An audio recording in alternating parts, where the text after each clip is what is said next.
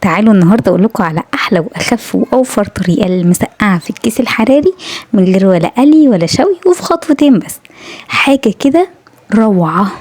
هنا بقى انا مقطعه البطاطس على صوابع، بس صوابع تخينه شويه. انتي بقى عايزه تقطعيها مكعبات، صوابع التقطيع اللي انتي عايزاها، اهم حاجه تبقى تخينه علشان ما تتهريش جوه الكيس الحراري. في بول هكون مجهزه ربع كوبايه زيت، وعايزه اقول لكم ان ده بس الزيت اللي انا هحتاجه في الوصفه كلها. هنزل عليها بمعلقتين صلصه متسبكه، انا مسبكاها قبل كده، عليها معلقه هريسه شطه كبيره، وعليها معلقه صلصه جاهزه. هنزل عليهم بقى بمعلقتين بابريكا، بس معلقتين بابريكا كبار، علشان محتاجة اعزز اللون شوية. خدوا بالكم مش هتمرر ومش هتغير الطعم. هنزل عليها بمعلقة كمون صغيرة، معلقة 7 بهارات، معلقة كزبرة والملح طبعا، ومعلقة توم كبيرة مفروم.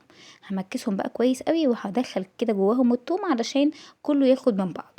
من الصوص ده كله هاخد منه بس معلقة واحدة. هقلب كويس قوي الخضار فيه علشان الخضار يبقى كله شارب. طبعا انا عايزه اقولك بقى ان انتي هنا ممكن تحطي اي نوع خضار انتي عايزاه معاهم. انا هنا مقطعه عليه يعني بتنجان وبطاطس وفلفل. في ناس ممكن تحط بصل، في ناس ممكن تحط كوسه، الخضار اللي انتي عايزاه.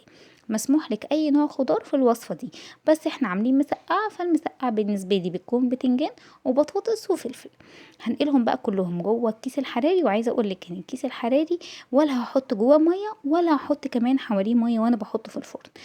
وطبعا اهم حاجه ما تنسيش ان انتي بعد ما تقفلي الكيس كويس تعملي فيه 6 فتحات صغيره قوي علشان يخرجوا الهواء. خدي بالك لو نسيتي الفتحات دي ممكن لا قدر الله الكيس يفرقع منك في الفرن. تمام. حطيته بقى في صينيه ودخلته الفرن على درجه حراره 240 لمده قد ايه؟ لمده 35 دقيقه. هنا بقى رفعت باقي الصوص اللي احنا كنا محضرينه. هترفعيه على النار. انا هنا زودت له معلقه صلصه علشان حسيت ان هو قليل شويه.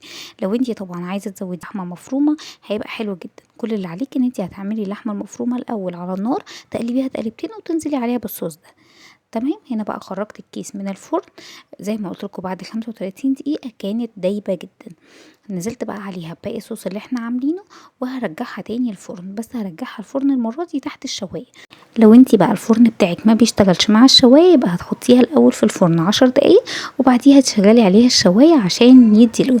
عايزه اقول لكم كده بقى كانت طلعت حلوه جدا، طريه خفيفه لذيذه، ما فيهاش زيت كتير، ما بتضايقناش كده وتتعب لنا صدرنا كده بعد ما بناكل. لا، حاجه كده روعه. احنا كنا بنخطف البتنجان من بعض. بجد كانت حلوه قوي، لازم تجربوها. ما تنسوش بقى لايك وشير، وبس كده يا جماعه. انا حبيت اصور بس عشان اقول ان هي مش بس، والله بجد مش عشان اللي عاملاها، بس هي كفكره ايا كان هتعملوها ازاي. الفكره روعه روعه روعه روعه، ودايبه دوب وخفيفه. لا حلوه قوي قوي قوي، يعني بجد لازم تجربوها بجد، صدقوني. معيش ناشف بقى كده. الله.